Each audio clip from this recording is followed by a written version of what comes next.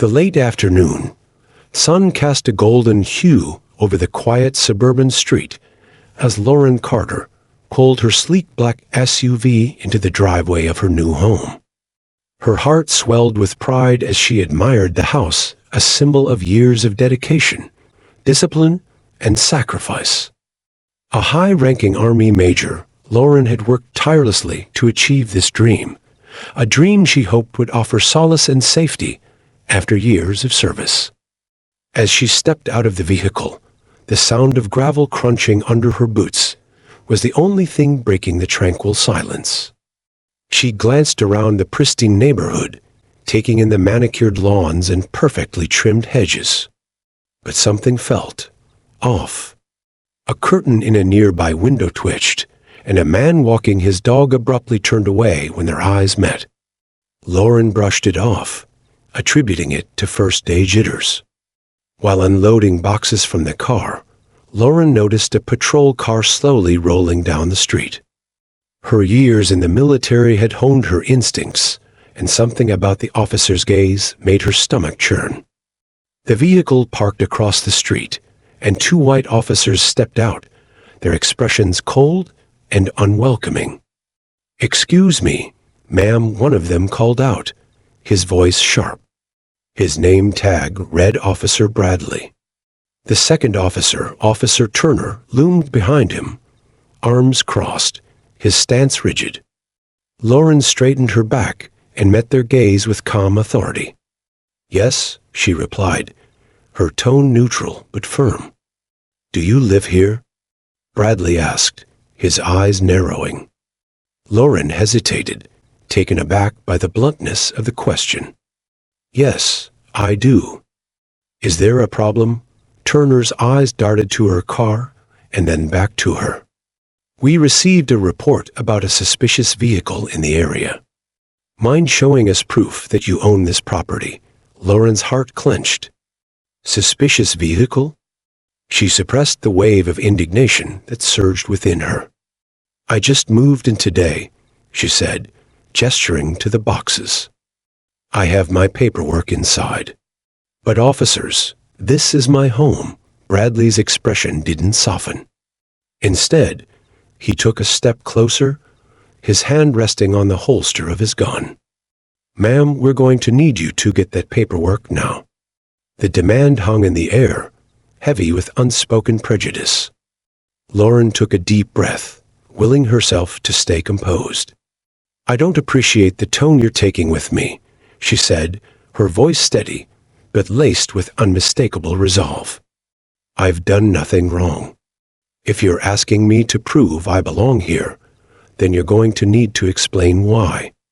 Bradley's jaw tightened. Turner shifted uncomfortably, but said nothing. Before either officer could respond, a third officer, Officer Daniels, emerged from the patrol car, his face a mask of irritation. "What's going on here?" he barked, his gaze flicking between Lauren and his colleagues. Bradley leaned in and muttered something to Daniels, too low for Lauren to hear. Whatever he said made Daniels nod curtly. "Ma'am, this doesn't have to escalate. Just cooperate, and we'll be out of your way," Daniels said, his tone patronizing. Lauren squared her shoulders. She had faced down enemies in combat zones more intimidating than these men. "I've answered your questions, and I've done nothing to warrant this treatment. If you have further concerns, I suggest you contact your supervisor." The officers exchanged glances, their unease palpable. Lauren's calm confidence seemed to unnerve them, but instead of retreating, Bradley took another step forward. "Ma'am, don't make this harder than it needs to be." The tension in the air crackled like a live wire. Lauren's pulse quickened, but she refused to back down. "Gentlemen," she said, her voice firm, "this conversation is over. I'm going inside my home." She turned and walked toward her front door, her every movement measured. Behind her, she heard Bradley mutter something under his breath. The sound of heavy boots on her driveway made her stomach twist. As she reached for her keys, she couldn't shake the feeling that this was far from over. Inside, the house felt like a fortress, but not the kind that brought safety. Lauren locked the door and leaned against it, her heart pounding. Peering through the window, she saw the officers still standing outside, their heads bent together in quiet discussion. Lauren's mind raced. She had encountered her share of discrimination before, but this felt different. This felt personal, targeted. And deep down, she knew this confrontation was only the beginning. Lauren Carter sat by her front window, the faint hum of her air conditioning blending with the distant chirp of cicadas. Outside, the three officers remained by their patrol car, their low voices suggesting they weren't planning to leave anytime soon. Her pulse still hadn't fully settled from the earlier exchange.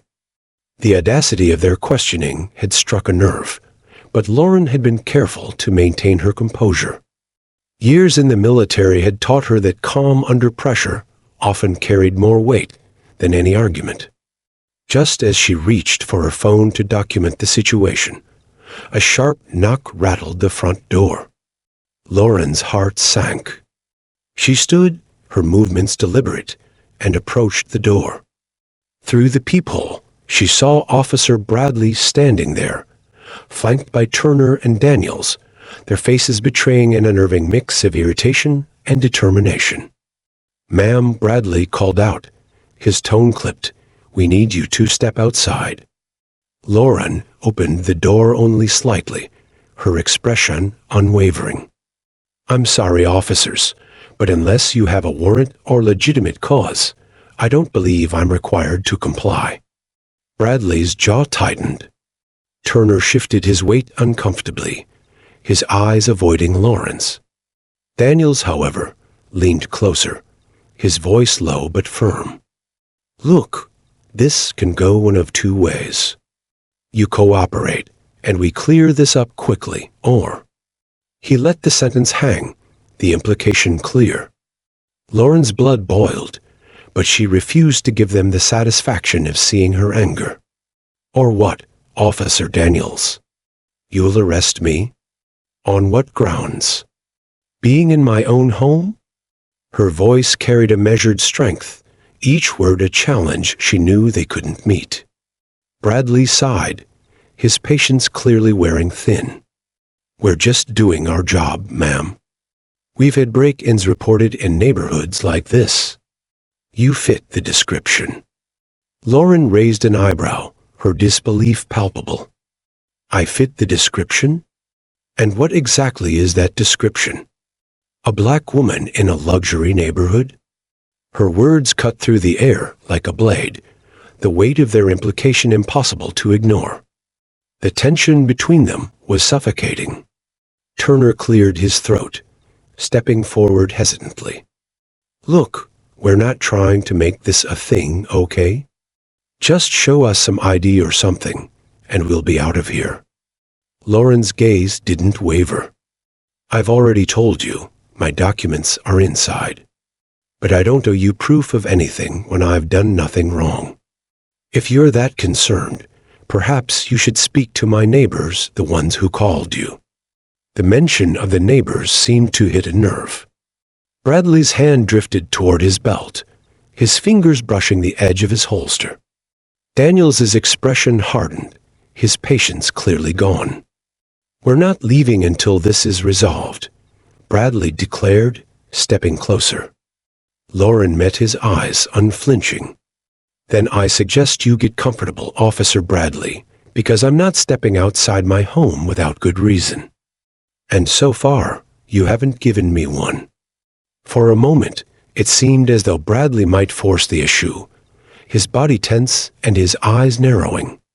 But then, Turner spoke up, his voice quieter this time. "Maybe we should just call this in, Bradley. Get some clarification before what?" Lauren interrupted, her voice sharp. "Before you escalate this into something it doesn't need to be? You know, I've served this country for over a decade. I've put my life on the line for people like you to have the freedoms you're abusing right now." Her words hung in the air, thick with emotion. For the first time, a flicker of uncertainty crossed Turner's face. Even Daniels shifted uncomfortably, his bravado faltering under Lauren's steady gaze. Bradley, however, wasn't deterred. Military or not, you're going to comply. If you don't, we'll have no choice but to investigate further. Lauren crossed her arms, her calm demeanor unshaken. By all means, investigate. But understand this, I know my rights, and I won't let you or anyone else violate them. If you step out of line, I'll make sure the world knows about it. The defiance in her tone seemed to hit a nerve. Bradley's face darkened, and Daniels muttered something under his breath, but none of them made a move. Lauren stood her ground, her heart pounding, but her resolve unshaken. As the officers retreated to their patrol car for what appeared to be a heated discussion, Lauren closed the door, her hands trembling slightly. She leaned against the frame, her breath shallow. She wasn't afraid, but the weight of the moment pressed heavily on her. Reaching for her phone, she began recording, capturing the officers' movements outside. She knew this wasn't over. And she knew, deep down, that she couldn't afford to let her guard down. Lauren Carter stood in her living room, her back pressed against the wall as she recorded the officers still lingering outside. Their presence felt like a dark cloud hanging over her new beginning, suffocating the excitement she had felt just hours earlier. She wasn't naive. She knew this wasn't just about routine questioning. This was about control, about sending a message that no matter how successful or accomplished she was, in their eyes, she still didn't belong here. As she steadied her breathing, there was another knock at the door, louder this time, more insistent. Before Lauren could answer, a voice shouted from outside, "Ma'am, this is your last chance to cooperate, or we'll have no choice but to take further action." It was Officer Daniels, his tone colder than before, his words laced with impatience. Lauren set her phone on the counter, her recording still running. Her hands trembled slightly, but not out of fear, out of anger. Her years in the military had taught her discipline, but also an unyielding sense of justice. She wouldn't allow these men to intimidate her into submission. "I've already told you," she called out, her voice calm but firm. "Unless you have a warrant, you're not coming in.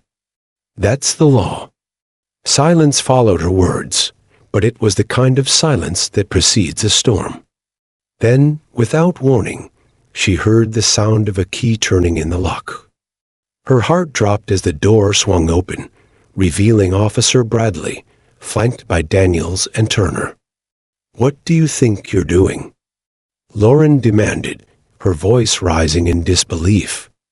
"We're investigating," Bradley replied curtly, his expression devoid of remorse. "You refuse to cooperate, so we're taking the necessary steps." Lauren stepped forward, blocking their path as they moved further into her home. "This is illegal, and you know it. You have no right to be here." Turner glanced around the living room, his eyes falling on the neatly packed boxes stacked against the wall. "Just doing our due diligence," he muttered, avoiding Lauren's piercing gaze. "Due diligence?" Lauren shot back, her voice heavy with incredulity. "You're trespassing. That's what this is. You've crossed a line, and I won't stand for it." Bradley smirked, a glint of arrogance in his eyes. "Ma'am, if you have nothing to hide, then you shouldn't have a problem with us taking a look around." Lauren clenched her fists, her nails digging into her palms as she fought to maintain her composure. "This isn't about me hiding anything. This is about you abusing your power because you think you can. But I promise you, you'll regret this." The threat in her words seemed to land heavier than she intended. Turner paused mid-step, looking to Bradley for direction. Daniels, on the other hand, pressed forward, his gaze sweeping over the room as if searching for something to justify their intrusion. As the officers moved deeper into her home, Lauren followed closely, her phone now in hand, recording every moment. She captured the way Bradley's hand lingered on his holster, the way Turner rifled through her mail without permission, and the way Daniels inspected her belongings with a scrutinizing eye. "This is harassment," Lauren said, her voice steady but laced with fury. "And you know it. The world is going to see exactly what kind of officers you are." Bradley's head snapped toward her, his expression darkening. "You think anyone's going to care about your little video?" He sneered. "We're the ones protecting this neighborhood from people like you." The words hit Lauren like a slap, but she refused to flinch. Instead, she stepped closer, her eyes locking onto Bradley's with unwavering intensity. "People like me? You mean veterans who've dedicated their lives to protecting this country? Or is it just black women who dare to dream bigger than you think they should?" For a moment, the room was still. Even Daniels stopped his inspection, the weight of Lauren's words settling over the room like a heavy fog. But Bradley, unwilling to concede, scoffed and turned away. "You're out of line, ma'am," he muttered, but his voice lacked the confidence it held moments ago. Lauren's phone vibrated in her hand, snapping her attention to the screen. It was a call from the sheriff's office. She hesitated for only a moment before answering, her voice steady as she explained the situation. "They're in my home without a warrant," she said, her tone professional yet charged with emotion. "I have it all on video."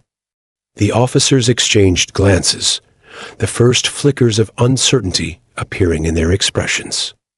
Bradley's confidence faltered as he realized Lauren wasn't just another resident he could intimidate. Lauren ended the call and turned back to the officers, her composure unbroken. "I've contacted the sheriff's office," she informed them. "You have a choice. Leave now, or deal with the consequences when they arrive." The room grew tense as the officers weighed their options. Bradley's jaw clenched, but before he could respond, Turner placed a hand on his arm. "Let's go," Turner said quietly, his voice barely audible. Bradley hesitated, but eventually he relented. Without another word, the officers filed out of the house, their retreat a small victory, but one that left Lauren shaken. As she closed the door behind them, Lauren sank onto the couch, her heart pounding. She glanced at her phone, the recording still running, and whispered to herself, "This isn't over." Not by a long shot, Lauren Carter paced her living room, her phone gripped tightly in her hand. The weight of what had just occurred, the blatant disregard for her rights, the smug arrogance of the officers sat heavy on her chest. She was no stranger to confrontation, but this was different. This wasn't a battlefield overseas. This was her home, her sanctuary, and it had been violated. A sudden pounding on the door made her freeze. It was louder this time, more aggressive. Her stomach churned as she turned toward the sound. The officers hadn't left. She could see their shadows shifting on the other side of the frosted glass, their movements erratic like predators circling prey. "Miss Carter." Officer Bradley's voice boomed through the door, thick with impatience and hostility. "Open this door right now, or we're coming in again." Lauren's heart raced, but her resolve hardened. "You're already in violation of the law, officer," she called back, her voice steady despite the fear gnawing at her insides. "If you take one more step, you'll be adding to the list of charges against you." There was a pause, a tense silence that seemed to stretch endlessly. Then, without warning, the door burst open, the lock splintering as Bradley stormed inside. His hand was on his holstered gun, his face a mask of barely restrained fury. Turner and Daniels followed closely behind, their expressions a mixture of unease and determination. Lauren stood her ground, her phone now raised, its camera capturing every moment. "This is illegal," she said, her voice firm, cutting through the chaos. "And I won't stop until every single one of you is held accountable." Bradley's eyes flicked to the phone, and for a moment, a flicker of doubt crossed his face. But it was gone as quickly as it appeared, replaced by a sneer. "Put that phone down," he ordered, his tone low and dangerous. "No," Lauren replied, her grip tightening. "This is my proof. My protection. You can't take that from me." The tension in the room was electric, every second feeling like a ticking bomb. Bradley took a step closer, his hand now fully gripping the gun. "I said, put it down." He barked, his voice rising with each word. Lauren's breath caught in her throat, but she didn't move. She refused to be intimidated, even as the threat became more tangible. "What are you going to do, officer?" she asked, her voice calm but pointed. "Shoot an unarmed woman in her own home. Go ahead. Let the world see exactly who you are." Her words hit like a slap. Turner shifted uncomfortably, his gaze darting between Bradley and Lauren. "Bradley," he muttered, his voice barely audible, "maybe we should back off." "Shut up." Bradley snapped, cutting him off. His hand trembled slightly as it rested on the weapon, his anger boiling over into recklessness. Daniels took a step forward, his voice a mix of frustration and caution. "Bradley, this is getting out of hand. We're not solving anything like this." Lauren seized the moment, her voice rising with righteous anger. "You're right, it's already out of hand.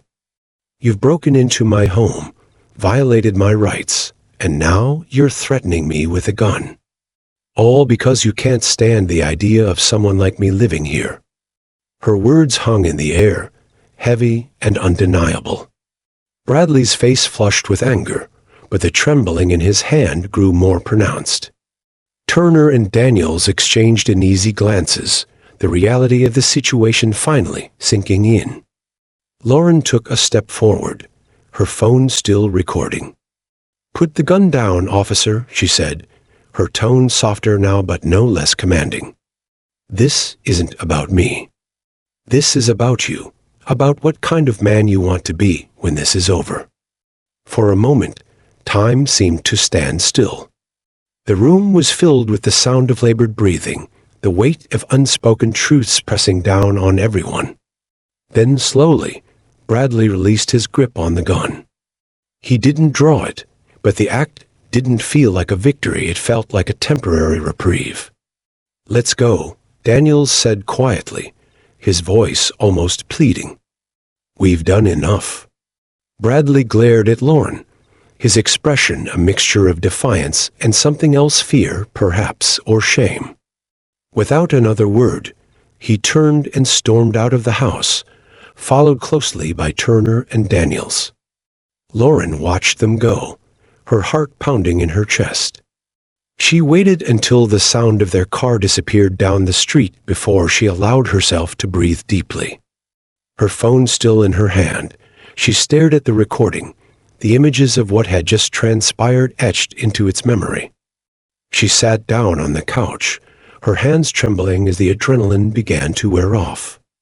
A single tear slid down her cheek, not from fear, but from the overwhelming weight of what she had endured. "This isn't over," she whispered to herself, her voice filled with quiet determination. Not by a long shot. The silence after the officers left was almost deafening. Lauren Carter sat on her couch, her phone still in her hand, the screen glowing faintly with the evidence she had captured. The weight of what had just transpired settled over her like a heavy cloak. Her hands trembled slightly, not from fear, but from the raw emotion coursing through her veins: anger, exhaustion, and an unrelenting sense of purpose. Her house, her sanctuary, had been invaded. Her rights had been trampled on. And yet, through it all, she had stood firm. She glanced down at her phone, her lips pressing into a thin line. The video was proof, undeniable evidence of what she had endured. But even that didn't erase the bitterness of knowing that, for the officers, her humanity had been an afterthought. Lauren rose from the couch, her movements deliberate. Her military instincts kicked in, urging her to prepare for what came next. She walked to the hallway where her Army medals were still in their protective case, waiting to be displayed. The sight of them filled her with a sense of pride, but also a deep sadness. How could the sacrifices she had made, the years she had spent defending her country, mean so little to those who are supposed to uphold the law? As she carefully picked up the case, a faint knock echoed from the door. Her muscles tensed instinctively, but she forced herself to breathe deeply. This time, the knock was different, softer, hesitant. Peering through the window, she saw a woman standing on her porch. Lauren opened the door cautiously. The woman, dressed in a neat blazer and holding a clipboard, offered a small, apologetic smile. "Miss Carter?" she asked, her voice gentle. "Yes," Lauren replied, her tone wary. "I'm Cheryl Evans, from the Neighborhood Association," the woman said, her expression sincere. "I wanted to come by to personally apologize for what just happened. I heard everything." Lauren's eyebrows arched in surprise. "You heard?" Cheryl nodded, her cheeks flushing with embarrassment. "I was outside when they arrived. I saw how they treated you. It was unacceptable. I want you to know that not everyone in this neighborhood feels the way those officers seem to." For the first time since the ordeal began, Lauren felt a glimmer of reassurance. Cheryl's words were genuine, and her presence felt like a small but significant step toward acknowledgement. "Thank you," Lauren said, her voice softening. "It means a lot to hear that." Cheryl hesitated before continuing. "I don't want to overstep, but I think you should know that some of the neighbors were talking earlier. Someone called the police because they assumed you didn't belong here." Lauren's stomach twisted at the words, though she had suspected as much. She kept her expression neutral. "I appreciate your honesty." Cheryl nodded, her eyes filled with regret. "If there's anything I can do, anything at all, please let me know." As Cheryl walked away, Lauren closed the door and leaned against it. The truth was out, though it didn't make the sting any less painful. Her mind raced as she pieced together the puzzle. The officers hadn't acted on their own. They had been emboldened by someone else's prejudice, someone who saw her as a threat simply because of the color of her skin. She returned to the living room and placed the case of medals on the coffee table. She opened it carefully, running her fingers over the ribbons and medallions that symbolized years of service. Among them was her Bronze Star, awarded for bravery and leadership in the field. Her eyes burned with unshed tears as she thought about the irony of it all. She had fought for freedom and equality, only to come home and find herself in another battle, one she hadn't chosen, but one she couldn't afford to lose. A sudden vibration from her phone pulled her from her thoughts. She picked it up to see a text message from a friend she hadn't spoken to in months. The message was simple but struck a chord. "Saw what happened on social media. You're incredible. Keep fighting. The world needs more people like you." Lauren's chest tightened as she realized her video was already making waves. Someone, perhaps Cheryl or another neighbor, had shared it, and now it was out in the world, sparking conversations. She walked to the mirror hanging in the hallway and looked at her reflection. Her face was tired but determined. She adjusted her posture, standing tall like the soldier she was. "This isn't over," she whispered, her voice filled with resolve. That night, she prepared a statement, uploading the full video along with a detailed account of what had happened. She shared her story not to gain sympathy, but to shed light on a deeper issue. She spoke of her service, her pride in her country, and her unwavering belief that change was possible. As the post began to gain traction, Lauren felt a sense of clarity. The officers had seen her medals. They had realized their mistake too late, but the damage was already done. Now it was her turn to show the world what they represented: not just bravery, but resilience and an unshakable commitment to justice. The morning light filtered through the blinds as Lauren Carter sat at her dining table, her laptop glowing softly in front of her. The silence in the house was comforting, but her mind was a storm. The events of the past 24 hours replayed over and over, each detail sharpening her resolve. Her phone buzzed incessantly with notifications. The video she had uploaded the previous night was spreading rapidly, shared by friends, colleagues, and even strangers who resonated with her story. Comments poured in, a mix of outrage, support, and solidarity. One comment in particular stood out. "Thank you for speaking out. You're not just standing up for yourself, you're standing up for all of us who've been silenced for too long." The words settled deep in her chest, a poignant reminder of the weight of her actions. This wasn't just about her anymore. It was about something far larger. Lauren opened her laptop and began drafting an email to Sheriff Davis. Each word was deliberate, her tone professional but firm. She described every detail of the incident, attaching the video as evidence. Her fingers trembled slightly as she typed, not from fear, but from the sheer gravity of what she was doing. Before hitting send, she leaned back in her chair, exhaling deeply. "This has to count," she whispered to herself.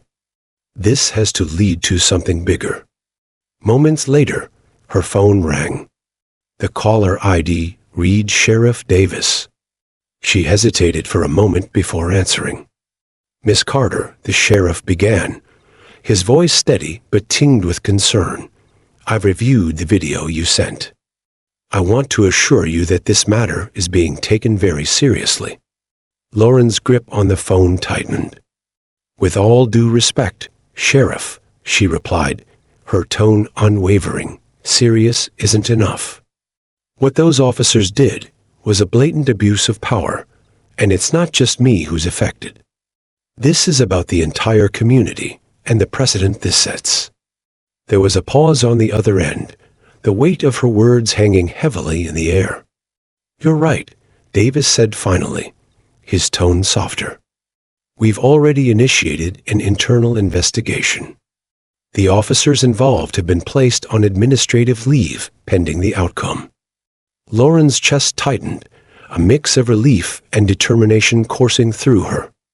"That's a start," she said. "But this can't just be swept under the rug.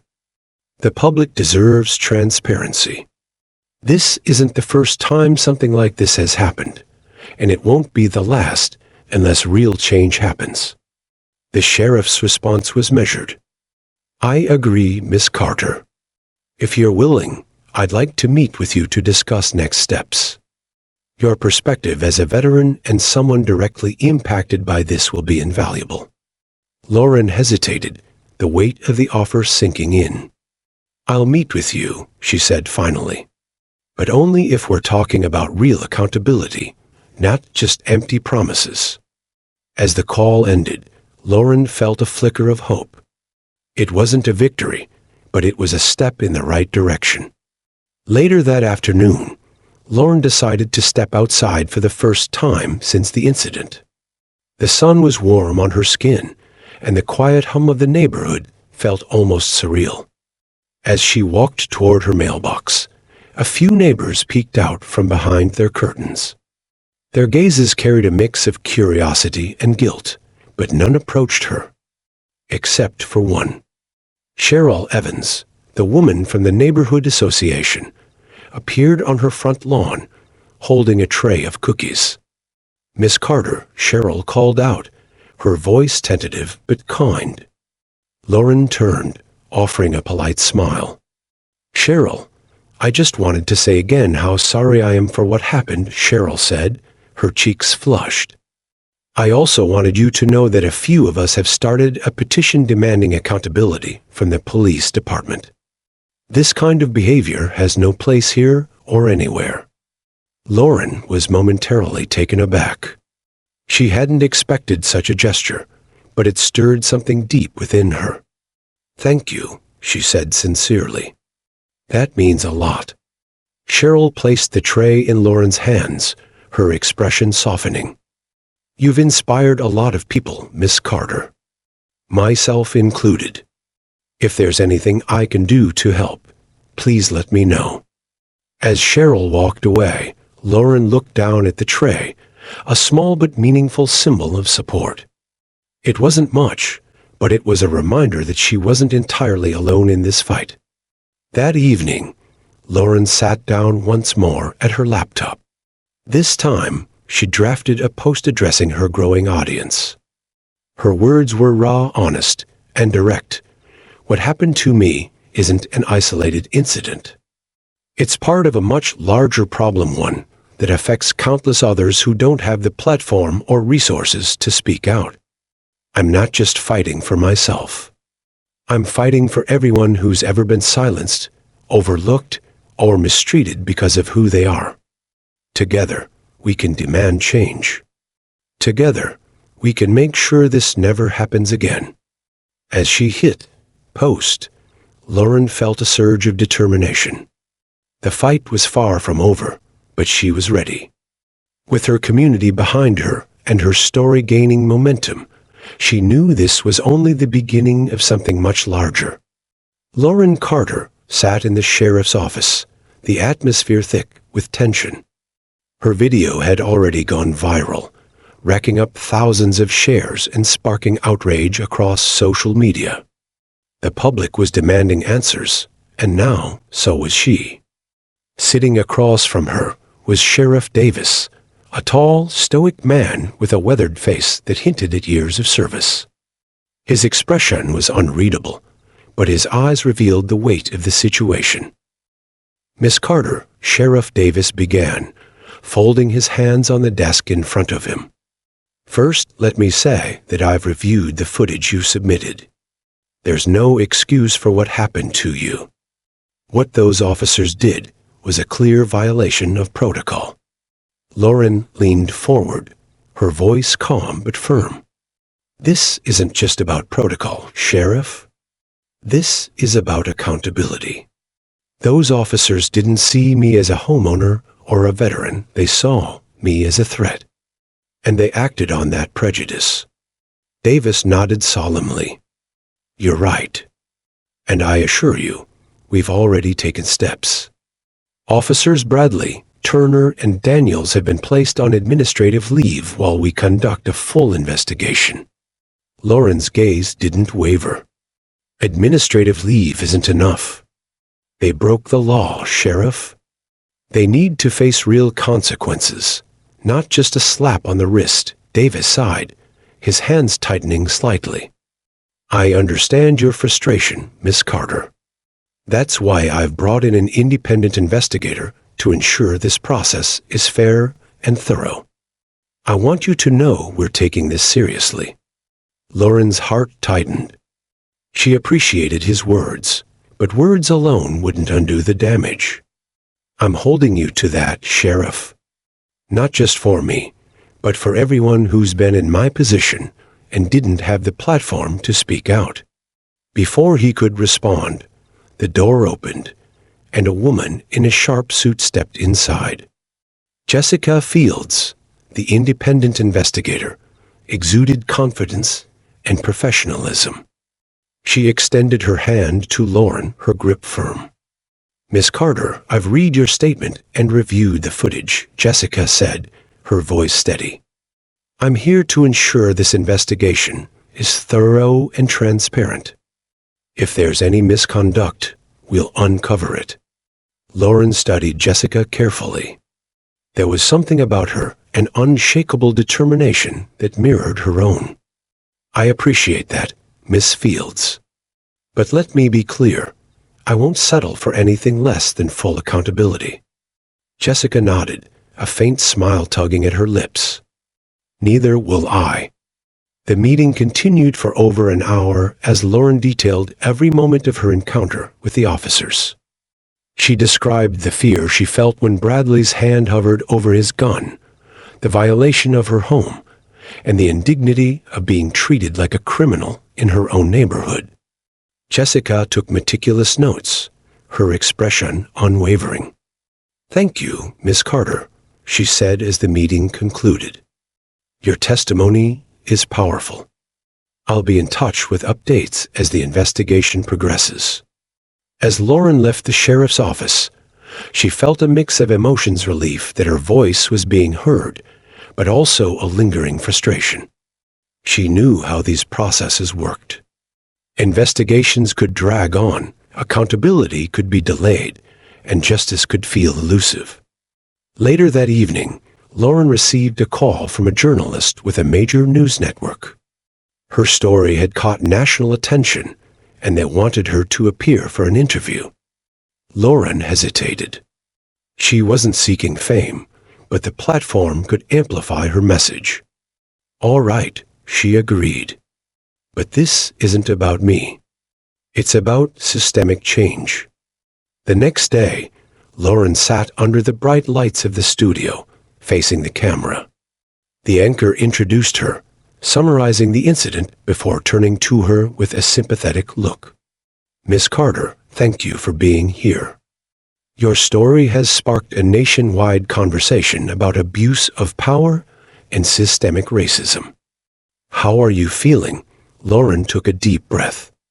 "I'm angry," she admitted, her voice steady but tinged with emotion. "But I'm also determined. What happened to me isn't unique. It's part of a larger pattern, one that's been ignored for far too long. My goal is to ensure that what happened to me doesn't happen to anyone else." The anchor nodded. "What do you hope to see come from this investigation?" "Accountability," Lauren replied firmly. "Not just for the officers involved, but for the system that allowed their actions to go unchecked. I want real reform, not just promises." The interview aired that evening, and the response was overwhelming. Messages of support poured in from across the country. Activists, veterans, and everyday citizens rallied behind Lauren, using her story as a rallying cry for change. Meanwhile, back at the sheriff's office, Jessica Fields was hard at work. She combed through body cam footage, officer reports, and witness statements, uncovering a troubling pattern of misconduct within the department.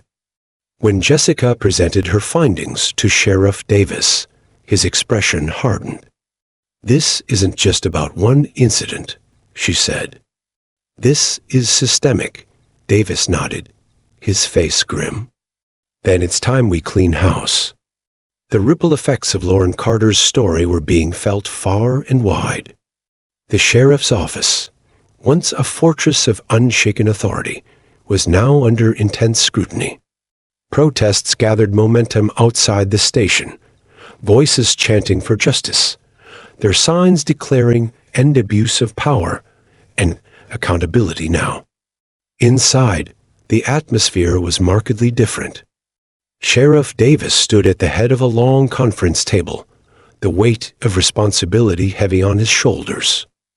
Across from him sat Jessica Fields, her eyes sharp with purpose, and a group of senior officers whose expressions ranged from defensive to resigned.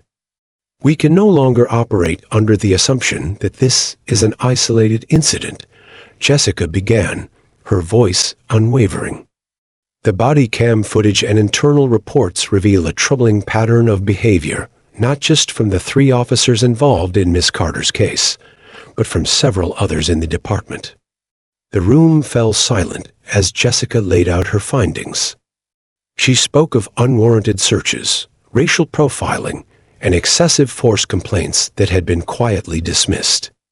Each revelation landed like a hammer, the collective weight pressing against the room's occupants. Sheriff Davis cleared his throat, his expression grim.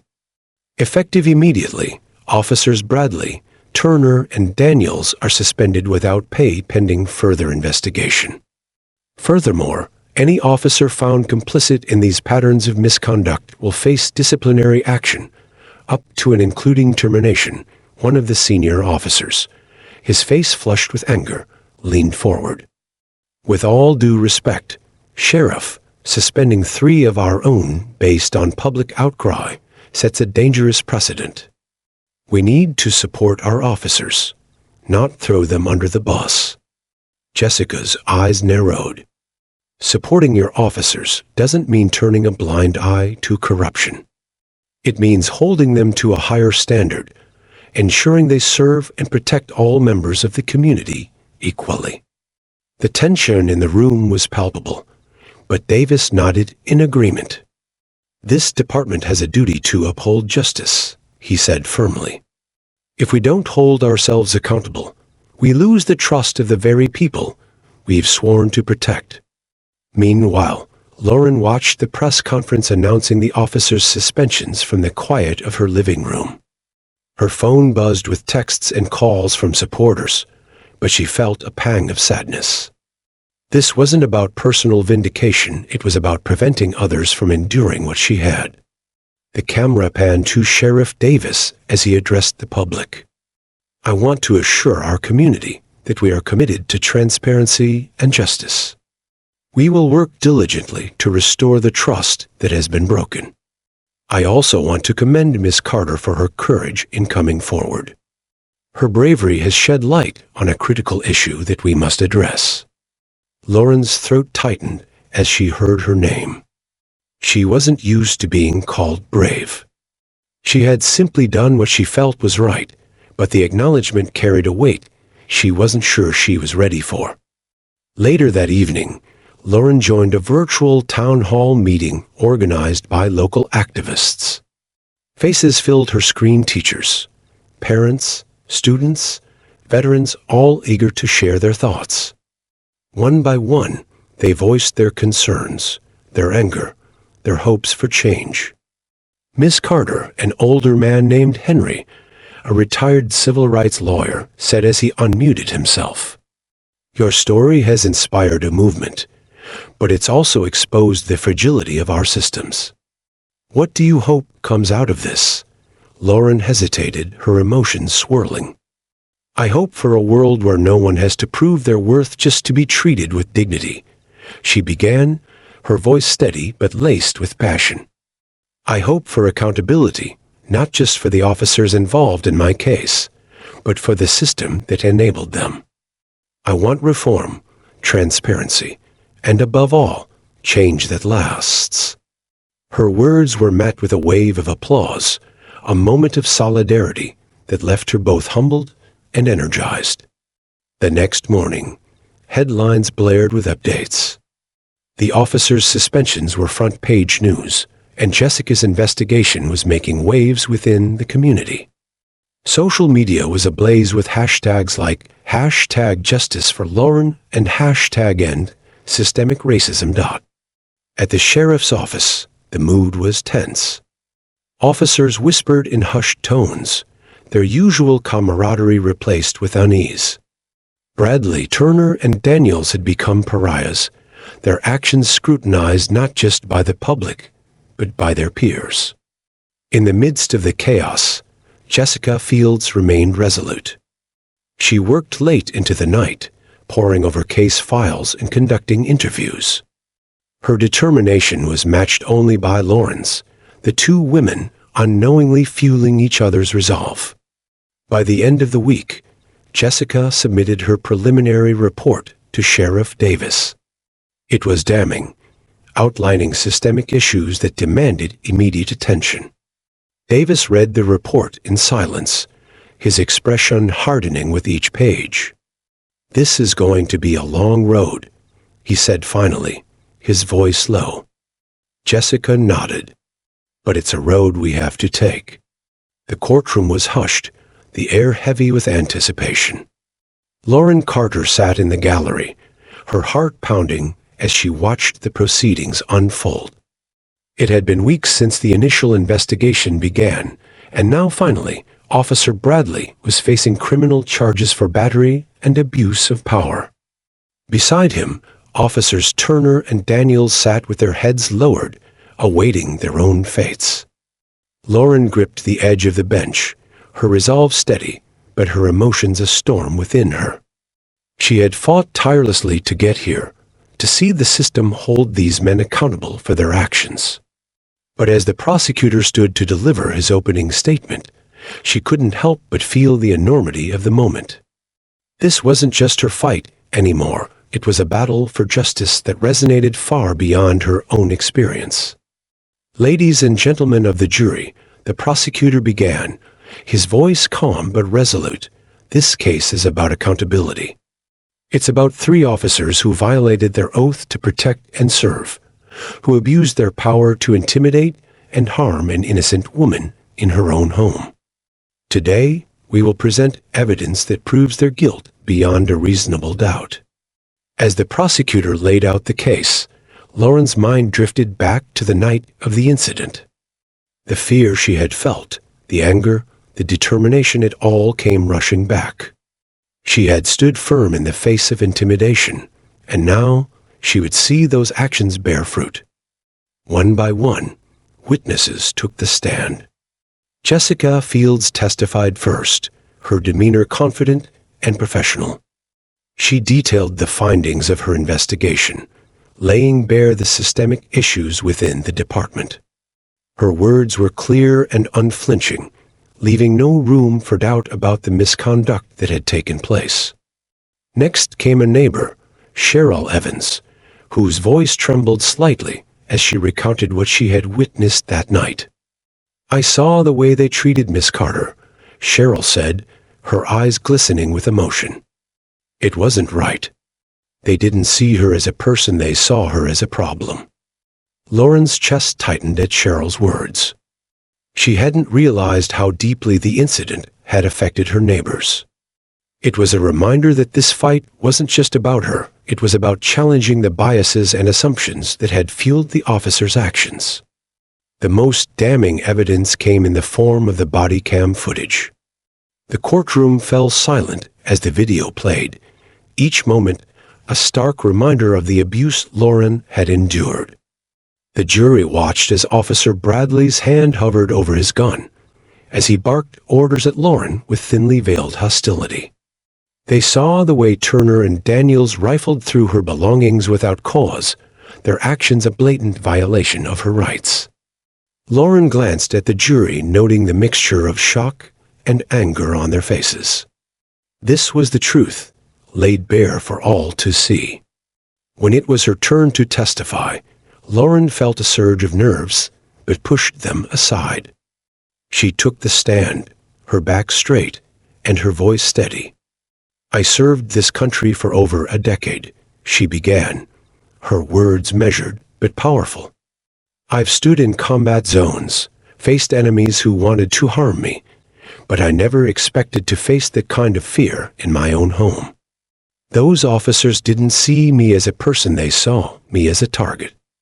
And that's not just wrong, it's dangerous." Her testimony was met with murmurs of agreement from the gallery. Lauren spoke with clarity and conviction, her words painting a vivid picture of the trauma she had endured and the resilience it had taken to fight back. By the time the trial concluded, the jury's decision felt inevitable. Officer Bradley was found guilty on multiple counts, including battery and abuse of power. Turner and Daniels, though not directly charged, were fired from the department and barred from serving in law enforcement again. As the verdict was read, Lauren felt a rush of emotion she couldn't quite name. It wasn't joy exactly, but a sense of vindication, of relief. Justice had been served, but the fight was far from over. Outside the courthouse, a crowd had gathered, their signs and chants a testament to the impact of Lauren's story. She stepped up to a podium, her heart racing as she faced the sea of faces looking to her for guidance.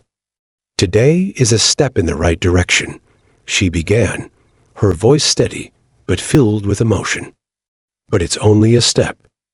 What happened to me isn't an isolated incident, it's part of a much larger problem.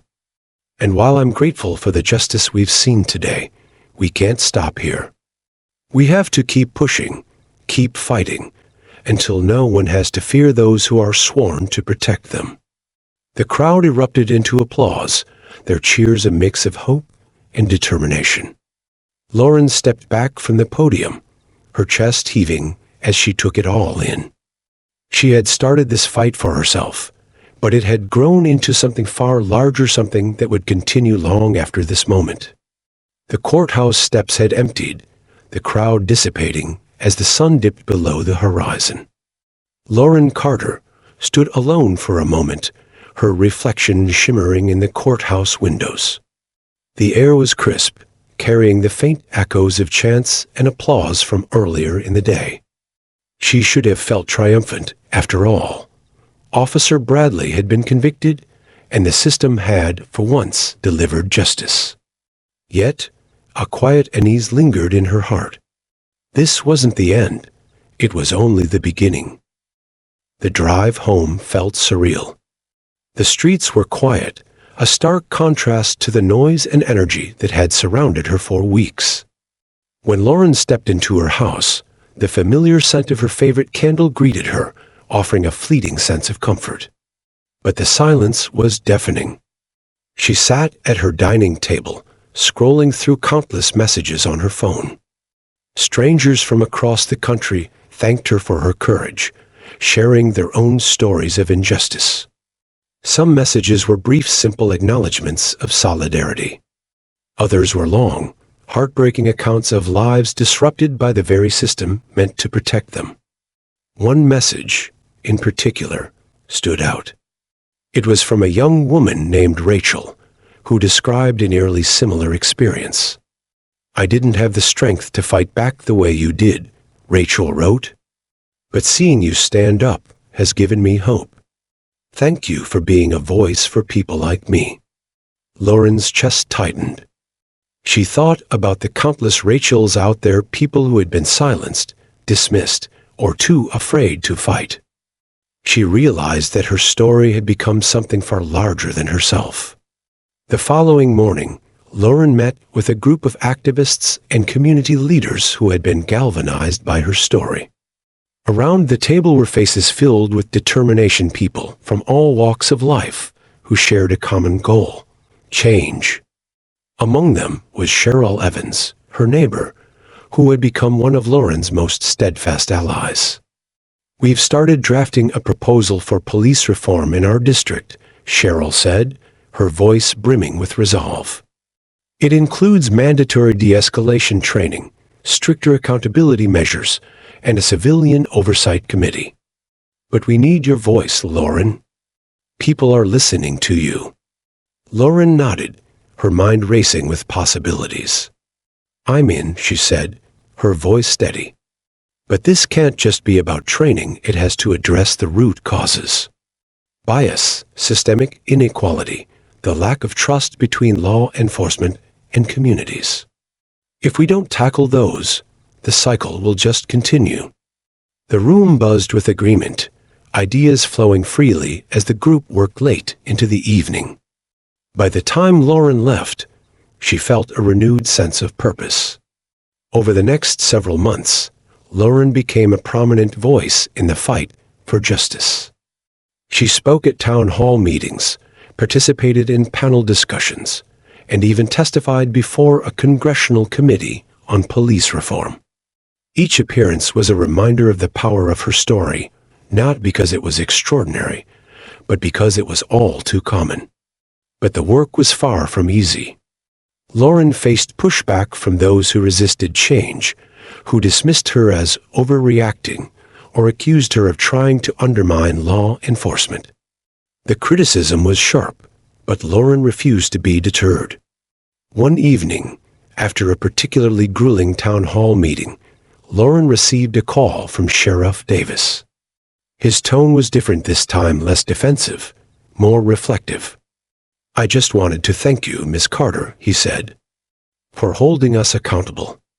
This department needed a wake-up call, and you delivered it." Lauren was quiet for a moment, letting his words sink in. "It's not about me, Sheriff," she said finally. "It's about making sure no one else has to go through what I did." As the months turned into a year, tangible progress began to emerge. The district implemented new policies to increase transparency and accountability. Body cam footage was now reviewed by independent panels, and officers found guilty of misconduct faced swift consequences. Lauren watched these changes with a mix of pride and humility. She knew that the road ahead was long, but each small victory felt like a step toward a better future. One day, as she walked through her neighborhood, she noticed something different. The stares and whispers that had once greeted her had been replaced by warm smiles and friendly waves. Cheryl waved from her front porch, holding a petition for yet another initiative. Lauren's heart swelled as she realized the depth of the transformation, not just in the system, but in her community. Her story had sparked something she never could have anticipated: hope. As she stood on her front steps, the sun setting behind her, Lauren reflected on the journey that had brought her here. It hadn't been easy, and the scars of the past would always remain. But she had turned her pain into power, her fear into fuel, and her story into a call to action. She looked toward the horizon, the fading light painting the sky in hues of orange and gold. "This is just the beginning," she whispered to herself, her voice filled with quiet determination. Lauren Carter had fought for justice, and though the battle was far from over, she knew one thing for certain: she had made a difference.